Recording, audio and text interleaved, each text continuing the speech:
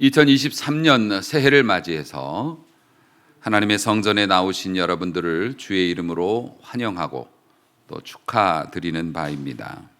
성전에 나오셨으니 하나님을 만나시기를 주의 이름으로 축복합니다. 올 한 해 하나님께서 우리에게 주신 명령, 너는 일어나 일하라입니다. 그런데 그냥 막무가내로 일하라 하시는 것이 아니라 금과 은과 놋과 철이 무수하니 그러니까 일어나서 일하라, 이렇게 말씀을 주셨습니다. 이게 무슨 말씀일까? 우리 집엔 은이 없고 금이 없는데, 나는 건강이 없고 시간이 없는데, 환경이 안 되는데, 근데 여러분 오늘 말씀을 잘 이해하시면은 여러분 올 한 해 형통의 주인공이 될 거니까 여러분들 잘 이렇게 집중해서, 하긴 뭐 집중한다고 이해되는 건 아니에요. 성령님께서 탁 하고 깨트려 주셔야지 그게 내 것이 되는 것이니까. 하지만 은혜 주실 거니까 염려하지 마시고, 올해는 풍요로움으로도 영광을 돌리는 한 해가 되었으면 참 좋겠습니다. 우리가 그동안 경건하긴 했지만 부유하진 않았거든요. 열심히 하나님 섬기고 그랬는데 우리 성도님들의 삶이 역시 이렇게 빠듯하고 고단했죠. 그리고 교회에서 이렇게 크게 하나님 앞에 왕성하게 일어나서는 그런 가정들이 일어나야 우리가 또 같은 흐름을 타고 신앙생활도 열심히 하고 그럴 텐데, 올해는 조짐이 아주 좋습니다. 일단 저부터 주신 말씀이 아주 좋고요. 뭔지 궁금하시죠? 가르쳐드리지 않겠습니다. 소중하게 간직하고 그 말씀이 이루어지는 삶을 살려고 저도 노력하겠고 아마 여러분들도 그러시리라 믿습니다만은, 자, 오늘 말씀의 배경 설명 먼저 드립니다. 솔로몬이라는 사람, 이 사람은 다윗 임금이 자기의 부하였던 우리아라고 하는 장군의 아내를 취해서 범죄를 했지요. 그렇게 해서 낳은 자식이 솔로몬입니다. 그러니까 사실 출신이 그렇게 예쁘지는 않았습니다. 물론 첫 번째 밧세바가 임신을 했을 때 그 아이는 하나님의 진노를 사서 죽었고, 이제 그 다음에 낳은 자식이 솔로몬이에요. 그런데 하나님께서 다윗의 회개를 받아 주시고 또 은혜를 베푸셔서 다윗의 뒤를 이어서 적통서열이 아니었음에도 불구하고 솔로몬이 왕권을 이어받습니다. 그래서 이스라엘의 3대 왕이 되죠. 첫 번째는 사울, 두 번째 다윗, 그 다음에 이제 솔로몬, 이렇게 세 번째 왕이 돼서 무려 40년간을 이스라엘을 통치한 왕이었습니다. 이 사람이 왕이 된 다음에 그 유명한 기브온 산당에서 1000번제를 드렸죠. 그래서 하나님께로부터 지혜에 대한 응답을 받고 그 지혜로 뭐 수많은 잠언을 쓰기도 했고, 어떤 지혜로 그 명성이 유명했습니다. 부와 명예도 허락받아서 풍성한 삶을 살았고, 이스라엘 역사 최초로 하나님의 성전을 건축한 그러한 사람으로도 기록이 되어져 있습니다. 아버지였던 다윗은 수많은 전쟁을 치르면서 환난 중에서도 하나님 앞에서 다윗이 되게 정상적인 생각을 했던 것입니다. 우리 집은 이 사람이 성공해서 자신의 왕궁이나 또 도시 정비하고 건설하고 큰 건축 같은 것들을 하면서 하나님의 성전을 볼 때마다 너무 왜소하죠. 왜냐하면은 광야 시절에 명하신 대로 성전이 지어져 있기 때문에 텐트였거든요. 천막이었단 말입니다. 규모도 그렇게 크지 않았습니다. 아마 우리 교회 이 전체 면적보다도 작았을 거리요. 실제로 보면은. 그러니까 굉장히 왜소한 그런 천막 가운데, 근데 거기에 계신 하나님께서 자기에게 은혜를 주셔서 자기는 왕궁을 건축하고 살아가는데 어찌 하나님의 집은 저렇게 천막일까에 대한 의문. 그런데 하나님께서는 그런 의문을 가지고 하나님이 계실 집을 내가 지으면 어떨까? 이런 생각을 했을 때 하나님께서 감탄을 하셨습니다. 내가 역대 수많은 사사나 선지자들이나 가나안 정복 이후에 그런 많은 사람들에게 나 있을 곳이 필요하다고 성전을 요구하지도 않았고, 많은 사람들이 원래 하나님은 저기 계신 거야, 원래 저기 계시는 분이야, 이러고 지나갔었지, 언제 우리 집보다 안 좋으니까는 하나님의 성전을 지어야 되는 거 아니야 라고 생각한 사람이 없었는데, 내가 너희들한테 부탁한 적도 없고 너희들 스스로 생각한 적도 없는데 너는 어떻게 그런 생각을 할 수 있니? 하면서 굉장히 감탄하셨죠. 그래서 하나님께서 응답을 주셨는데, 아시다시피 너는 전쟁을 많이 해서 피를 많이 흘렸고, 그래서 내가 네 손으로는 성전을 받을 수가 없고 너의 자식을 통해서 내가 받으리라. 아마 다윗이 섭섭하기도 했겠지만 저는 만약에 저에게 그런 말씀 주셨으면 저는 더 감사했을 것 같아요. 왜냐하면 김 목사야, 너를 통해서보다는 네 아들을 통해서 내가 그 성전 건축을 받고 싶어. 그러면 일단 우리 아들도 축복을 받는다는 얘기잖아요. 그렇지 않습니까? 내 아들도 믿음이 있으니까 그런 일도 할 거고, 또 재력이 있으니까 그런 일도 할 거고. 김요한, 성전 건축 해야 돼. 열심히 해서 성전 건축에 임하지 않은 아들이 되면 얼마나 좋겠어요. 그렇게 되기를 축복합니다. 어때요? 내 아들인데 내 마음대로 축복하는 거죠. 그래서 그럼에도 불구하고 이 부왕 다윗은 오늘 말씀에도 나옵니다만 어렵고 힘든 와중에서도 재물을 굉장히 많이 모았습니다. 뭐 은과 금을 30톤을 모았으니까, 금이 한 돈에 얼마예요? 한 돈이 몇 그램이지 않습니까? 30톤을 모았다고요? 그러니까 엄청난 거죠. 그러한 그 자재들을 미리 성전 건축을 위해서 준비를 했어요. 그리고 나서 이 아버지로서 아들에게 유언처럼 남긴 이야기가 오늘 이 말씀입니다. 그러니까 하나님께서 내게 성전 건축할 마음을 주셨고 내가 그렇게 했는데 하나님이 받아주지 않으셔서 너를 통해서 건축하라고 하셨기 때문에 아버지가 이렇게 많은 것을 모아놨다. 그러니까 너는 이거 가지고서 성전 건축을 열심히 해야 한다. 금과 은과 놋과 철이 무수하다. 엄청나다. 그러니까 너는 이것을 가지고 일어나 일하라. 아멘. 아멘. 요게 오늘 말씀의 본문 내용입니다. 여기서 우리가 어떻게 살아야 하는지에 대한 가르침이 있습니다. 성경에는 수많은 약속이 있습니다. 수많은 말씀이 있죠. 하지만 수많은 약속과 수많은 말씀이 다 내 것은 아닙니다. 여러분 것의 말씀과 지금 현재 이 시간, 이 순간에 하나님이 여러분에게 주시는 말씀이 따로 있습니다. 우리가 연초에 말씀을 뽑는 것도 그런 의미이죠. 그러니까 여러분의 말씀, 이 말씀이 믿음으로 받아들이고 우리 교회 안에 속해서 오늘 말씀을 듣고 믿음으로 받아들이는 여러분들에게 실시간 역사할 겁니다. 그러니까 지금 올 한 해 우리 성도들에게는 하나님이 이런 말씀을 주신 거예요. 나는 준비됐다. 너는 일어나서 그 준비된 것을 가지고 열심히 일하는 삶을 살아라. 그러면 어떻게 됩니까? 하나님이 약속하신 형통의 삶을 누리게 해주겠다. 이렇게 말씀하고 있으시다는 겁니다. 하나님의 약속은 늘 풍성합니다. 그런데 우리의 삶은 풍성하지 않습니다. 우리는 그리스도인인데 왜 그럴까요? 심지어는 하나님을 거짓말장이 만들기도 합니다. 하나님 복 주신다면서 이게 뭐예요? 하나님 축복 주신다면서 이게 뭐예요? 어제도 늦은 시간까지 축복기도 말씀 뽑고 축복기도 이렇게 받고 그랬습니다. 근데 맨 마지막에 저희 가족들에게 이제 기도를 해주고 그러면 이제 끝나는 거죠. 새벽 4시까지 한 적도 있었고 대단했습니다. 그런데 어제는 새벽 2시 못 돼서 끝난 것 같아요. 그렇게 해서 끝났는데 이제 저희도 집에 가야 되니까 집에를 가면서 저희 딸이 그런 얘기를 해요. 하나님한테 축복을 받으려고 저렇게 진심인 거를 참 보면 우리가 하나님한테 축복받는 거를 되게 좋아하는 것 같아요. 그 축복을 받기 위해서 기다리고 늦은 시간에도 나오고 막 이렇게 애쓰는 모습들을 보면서 참 사람들이 우리 성도님들이 축복받는 일에 진심이신 것 같아요. 이렇게 얘기를 하더라고요. 그럼.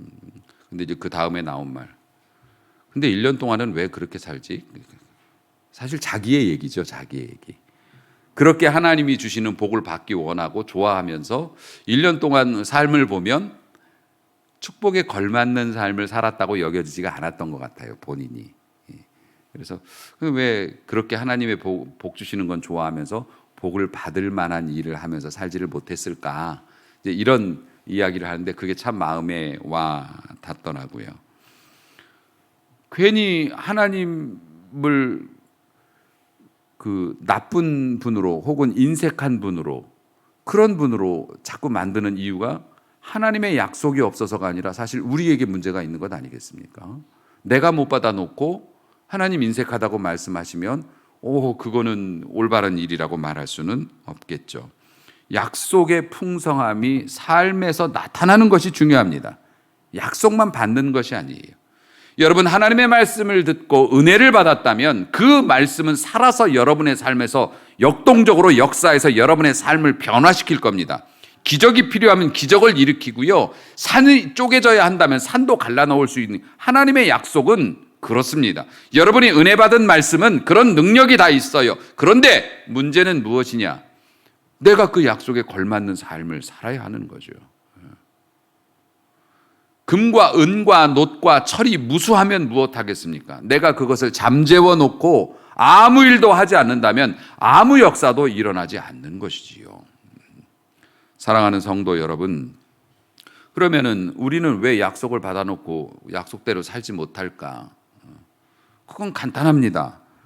일하기에는 미천이 없다고 생각합니다. 우리 스스로가. 그리고 우리는 너무 부족하고 미천이 없어서 하나님께서 자꾸 뭘 해보라고 하고 믿음으로 살라고 하는데 나는 믿음도 없는 것 같고 나에게는 뭔가 주어져 있는 누가 일하자는 사람도 없고 자리도 없고 그런 것 같다. 이렇게 생각이 되니까 자꾸 주눅이 들어서 이 도전을 못하게 되는 것 아닙니까? 그래서 뭘 주셔야 그걸로 일하지라고 생각을 한단 말입니다. 자, 그렇다면 하나님께서는 일하라 하시고 우리는 아무것도 없어서 일 못할 것 같고 그러면 어떡합니까? 이 두 가지를 꼬치로 꿰는 관통하는 하나의 개념이 있습니다. 이 두 가지를 하나로 꿰는 개념이 있어요. 다시 말해서 하나님께서 주시는 이 풍성한 약속과 나의 곤고한 형편, 그 형편이 서로 어긋나니까 하나님의 축복으로 이렇게 연결이 안 되는 거죠. 이걸 꿰는 개념이 하나 있습니다. 그게 뭐냐면 믿음이라는 겁니까? 믿음. 그러니까 믿음은 바라는 것들의 실제, 내가 소망하는 것들이 실제로 존재하는 겁니다. 이게 믿음이고, 그리고 하나님께서 이 믿음을 통해서 주셨지만은 원래 믿음의 일이라는 게 보이지 않는 거잖아요. 보지 못하는 것들의 증거. 그게 믿음의 별명입니다. 이해가 되셨나요? 하나님의 약속이 지금 없는데 거기에 믿음이 플러스 되면 나타나. 할렐루야. 그러니까 이게 믿음인 거예요. 하나님의 이 풍성한 약속과 나의 곤고한 삶을 믿음이라는 이 꼬챙이로 딱 꿰게 되면 거기에서 실제로 여러분의 삶에서 그게 보여지는 거예요. 만져지는 거예요. 여러분의 것이 되는 거죠. 할렐루야. 그러니까 강단에서 올 한 해 선포되어지는 많은 말씀과 도전도 여러분이 믿음으로 반응하면 그것을 꿰어서 이게 실제로 바꿀 수 있다는 겁니다. 완전히 가능하다는 거죠. 완전히 가능. 13절 말씀 보면 그때 네가 만일 여호와께서 모세를 통해 이스라엘에게 명령하신 모든 규례와 법도를 삼가 행하면 형통하리니 너는 강하고 담대하며 두려워하지 말고 놀라지 말라. 이게 무슨 말씀일까요? 그러니까 믿음으로, 그러니까 여러분에게 이제 믿음이 문제지 않습니까? 그럼 목사님 믿음이 좋은 줄은 알았고요. 믿음으로 이렇게 딱 꿰면 실제로 이게 보지 못하는 것들의 증거가 되고 없는 것들이 있는 것이 되니까 그러면은 그 믿음을 잘 이렇게 살리려면 어떻게 해야 된다고요? 어제 저녁에 참석하신 분들은 아시겠지만 믿음이라는 게 화분의 꽃과 같다고 말씀드렸어요. 크든 작든 우리 여기 있는 사람들은 다 믿음이 있습니다. 그러니까 이 믿음은 성장하는 거라고 했습니다. 그러니까 성장시키려면 잘 관리해야 되겠죠. 하나님의 말씀 앞에 내 마음을 갖다 놓고 기도도 하고 뭐 봉사도 하면서 이 믿음을 키워나갑니다. 잘 키워나가야죠. 그런데 믿음을 키우는 또 하나의 방법이 오늘 제가 빠르게 읽은 말씀 속에 있습니다. 한마디로 말하면 모세를 통해서 이스라엘에게 명령하신 모든 규례, 다시 말해서 하나님의 말씀대로 살아라. 말씀대로 살면 믿음이 생기고 커진다, 이렇게 말씀하고 있는 거예요. 그러니까 목사님 어떻게 하면 믿음이 생기나요? 어떻게 하면 믿음이 커지나요? 물론 믿음이 있어야 행동이 나타나고 행동이 있으면 믿음이 되고, 닭이 먼저입니까? 계란이 먼저입니까? 이거 갖고 싸우지 마시고요.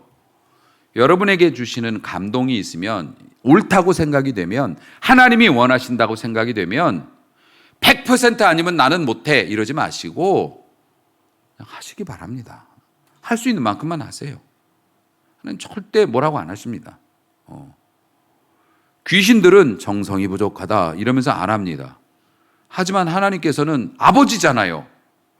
어머니시고, 그럼 어떡합니까? 자식이 하려고 하면 그게 이쁘지, 자식이 완성 못했다고 발로 차버립니까? 아닙니다. 하려고 하면 더 잘할 수 있도록 도와주십니다. 그러니까 믿음 성장시키는 비결을 어디 기도원에 가서 용한 목사님 기도 안수받고 한 방에 해결하겠다고 하지 마시고, 여러분 주시는 감동을 따라 조심스럽게 조금씩이라도 행동으로 옮겨보십시오. 하나님께서 거기서 역사를 시작하시게 됩니다. 그리고 여러분, 제가 이제 말씀으로 또 기도로 섬기고 있는 우리 찬양팀이 있다고 그랬지요. 그 크리스찬 아티스트들, 그 음악하는 친구들로 구성된 그 찬양팀 소개 여러 번 해드렸습니다만, 그 친구들 모아놓고 여기서 제가 말씀을 전할 때도 그렇게 말했어요. 위선자가 되라고. 부끄러워하는 위선자가 되라고. 사람은 모두, 그러니까 이 친구들이 항상 그래요. 세속 음악을 많이 하고 그러니까 우리가 이렇게 찬양을 할 만한 자격이 있을까에 대해서 늘 의심해요. 자격이라는 게 뭔 필요해? 하나님께서 내게 주신 재능, 세상 거에다만 다 몰입하고 돈 버는 일에만 쓰기보다는 11조처럼 떼가지고서 우리 하나님 찬양하는 일에 새로운 음악을 만들어서 이걸 남기고 하나님께 영광 돌리고 싶다. 이거면 돼. 모든 사람은 다 위선자야. 의인은 없나니 하나도 없어. 다 하나님 앞에 부족하지만 그래도 죄송한 마음을 품고 조금이라도 하나님 앞에 쓰임 받고 싶어서 예쁘게 행동하려고 노력하는 사람들이 있을 뿐이야. 그럼요. 하나님 앞에서 믿음을 키우는 것은 뭐라고요? 말씀대로 살아가는 거라고요. 말씀대로 살아가는데 살려고 노력은 하지만 부족하다고요. 부족하면 어떻게 해요? 걷어차버려요? 원래 이 생활은 내 체질이 아닌 것 같아, 그래 버려요? 아니요. 그러지 말고 10번을 넘어지더라도 다시 한번, 하나님 한 번 더 해볼게요. 이게 엄청난 기도예요. 할렐루야. 하나님 한 번 더 해볼게요. 죄송하지만 한 번만 더 해볼게요. 기회를 한 번만 주세요. 하나님은 그걸 기다리세요. 여러분이 다 만들어 와가지고서 하나님 여기 한번 보세요. 이거보다는 하나님 이거 어떻게 해요? 하나님 이거 길이 막혔어요. 하나님 죄송해요. 엎어버렸어요 제가. 그래도 다시 한번 해볼게요 하는 걸 좋아하세요. 그러니까 믿음 키우는 게 뭐 대단한 게 아니라는 겁니다. 모세가 정한 말씀, 이제는 우리 주님께서 성령의 감동으로 우리에게 주신 말씀, 못 들었으면, 감동이 없으면 안 해도 돼요. 하지만 주님이 감동을 주시면 조금이라도 해보려고 노력을 하는 겁니다. 그러면 우리 주님께서 오케이, 나도 같이 한다. 앞장서 호위하시고 뒤에서 지켜주시고, 이래서 여러분의 믿음이 살아나는 거고요. 그러면 어떻게 돼요? 여러분의 삶 속 그 고비고비마다 묻어놓았던 금과 은과 놋과 철이 보이기 시작합니다. 그동안 우리가 밟고 가면서도 못 본 게 얼마나 많은지 몰라요. 그러니까 여러분이 오늘 올해 주제의 말씀은 한마디로 얘기하면 이겁니다. 여러분이 하고자 하면 하나님이 준비해 놓으신 것을 반드시 보게 됩니다. 할 수 있습니다. 그러니까 일어나 일하라. 변화되는 한 해가 될 수 있기를, 특별히 믿음의 영토가 넓혀지는 한 해가 될 수 있기를 주의 이름으로 축복합니다. 사랑하는 성도 여러분, 고린도전서에서 사도 바울이 이렇게 말합니다. 내 사랑하는 형제들아, 견실하며 흔들리지 말고 항상 주의 일에 더욱 힘쓰는 자들이 되라. 이것까지는 우리가 알죠. 흔들리지 말고 더욱 주의 일에 힘쓰는 자들이 되라. 성령님께서 바울을 통해서 그 이유를 설명해 줬어요. 왜냐하면 이는 너희 수고가 주 안에서 헛되지 않음을 알미라. 아멘. 하나님 앞에서 믿음으로 하는 일은 절대로 대가 없이 그냥 지나가는 일이 없어요. 세상의 씨앗은 뿌리면 죽을지 몰라도 하나님 앞에 믿음으로 심은 것은 반드시 결실하는 줄로 믿으시기 바랍니다. 이 세상에서 가장 안전하고 가장 든든하고 멋있는 사람이 누굽니까? 저희 사모는 저라고 합니다. 근데 저도 요즘 왜 그러는지 모르겠어요. 제 얼굴에 여기 상처 난 거 보이시죠? 저는 진짜 얼굴이 다거든요. 얼굴로 사는 사람인데 부주의해서 상처가 생겼습니다. 저는 커피를 굉장히 좋아합니다. 따뜻한 커피 한 잔, 하루 고된 일과를 마치고 너무 피곤하면 소파에 이렇게 좀 비스듬히 기대서 뜨거운 커피 한 잔 이렇게 홀짝홀짝 마시는 거를 너무너무 좋아해요. 사랑합니다. 그 순간을. 그리고 특별히 우리 딸이 타주는 커피. 여러분 따님한테 커피 타달라면 타줘요? 타줘요? 우리 딸만 타주는 줄 알았네. 기쁘게 타줍니다. 아빠 피곤하시죠? 아빠 커피 타줄까? 이렇게 얘기해요. 엄마는 옆에서 반말하지 마라 아버지한테 그러는데 어쨌든 커피 타줄까? 딸 커피 한 잔 타줘. 그러면 그냥 뜨겁게 해서 갖다 주면은 소파에 비스듬히 기대서 눈을 지그시 감고 그거 홀짝홀짝 이렇게 마시는 그 즐거움이 참 있는데 그렇게 비스듬히 기대서 마시다가 졸아가지고 여기다 쏟았어. 그저께 가슴이 아파요. 여기다 쏟아가지고 졸다가 뜨거운 커피 마시고 이렇게 소파에 앉아 졸다가 이걸 이게 잔을 놓쳐가지고 여기다 그냥 그 뜨거운 걸 쏟았어요. 뭐 쓰지도 않는 젖꼭지 하나 없어지는 거 괜찮아요. 근데 자괴감이 생기는 거예요. 옛날엔 내가 안 그랬는데 내가 왜 그러지? 점점 바보 같은 행동을 한다. 점점 그렇잖아요. 손에 이렇게 손도 메말라서 자꾸 미끄러져서 뭐 이렇게 잡다가도 떨어뜨리고 뭘 고개를 또 끄덕끄덕하지. 자꾸 이렇게 전에는 안 그랬는데 그런 행동들을 보면 나의 약함을 생각할 때마다 자꾸 자괴감이 느껴지거든요. 기분이 안 좋아지고 그럽니다. 저희 어머니도 그 설거지하다 그릇을 깨시면 그렇게 속상해하셨습니다. 옛날엔 나 안 그랬는데 왜 자꾸 놓치고 그러냐. 그러니까 우리는 부정할 수 없습니다. 점점 약해져 갑니다. 더 나빠질 거예요. 더 안 좋아질 거고. 그래서 또 자녀들이 있고 또 뭐 이게 있지만 그래도 우리는 약합니다. 그런데 저는 약하다고 생각하지 않습니다. 저는 세상에서 제일 강한 사람입니다. 내가 커피를 쏟든 콧등이 깨지든 아니면 어떤 사람이 나에게 어떤 모욕을 주든 내가 어떤 곤고한 삶을 살아가든 제가 어제 저녁에 고백한 대로 저는 괜찮아요. 금방 잊어버립니다. 왜요? 하나님의 은혜 아래 제가 살고 있기 때문에 그렇습니다. 그러니까 세상에서 제일 강한 사람은 커피를 안 흘리는 사람이 아니고 뜨거운 거 쏟아져도 안 디는 사람이 아니고요. 세상에서 제일 강한 사람은 하나님과 함께하는 사람입니다. A4 용지 종이 한 장은 찢으면 찢고 이렇게 펄럭거리면 펄럭거리는 약한 거지만 전봇대에다 딱 붙여놓으면 꺾어지지 않습니다. 우리가 강해서가 아니라 우리가 하나님 앞에 우리는 약한 존재이지만 하나님 앞에 딱 붙어 있으면 세상이 우리를 날려보내지 못합니다. 사랑하는 성도 여러분, 믿음이라는 것이 이렇습니다. 믿음이 있으면 우리가 하나님께 딱 붙어 있는 거죠. 그럼 우리는 세상에서 제일 강한 존재가 되는 거예요. 다윗이 강해서 이겼습니까? 하나님이 함께 하심으로 골리앗을 이겼습니다. 올 한 해 성공의 비결? 아니, 인생 성공의 비결? 하나님과 함께 가면 되는 겁니다. 왜냐하면 하나님은 우리를 이용해 먹는 분이 아니라 우리가 부모 되어서 자식을 기르면서 느꼈던 그 심정처럼 하나님은 우리 아버지시기 때문에 필요한 것들 때마다 채워주시고 하나님과 같이 가면 되는 겁니다. 그래서 우리에게 약속하신 말씀 중에 가장 큰 약속이 뭡니까? 볼지어다 내가 세상 끝날까지 너희와 항상 함께 있으리라. 아멘. 여러분이 잘못하던 잘하던, 여러분이 곤고하던 실패했던, 부끄러워졌던 성공했던, 우리 주님은 항상 여러분과 함께 계십니다. 멀리 안 간, 우리가 못 본 거지. 그런 걱정하지 마시고 주님은 준비되셨으니 이제 감동을 따라서 일어나서 일하면서 우리가 약속의 말씀으로만 받았던 하나님의 풍성함이 여러분의 삶에서 믿음은 바라는 것들의 실상이라고 하신 것, 그것이 확인되어지는 한 해를 살아내시기를 바라겠습니다. 사랑하는 성도 여러분, 하나님의 복음을 위해서 일하는 사람, 하나님의 교회를 위해서 일하는 사람, 또 하나님께서 사랑하시는 이웃들을 위해서 일하는 사람, 분명한 하늘의 상이 약속이 되어져 있고, 그리고 거기에 걸맞는 땅의 축복도 약속이 되어져 있습니다.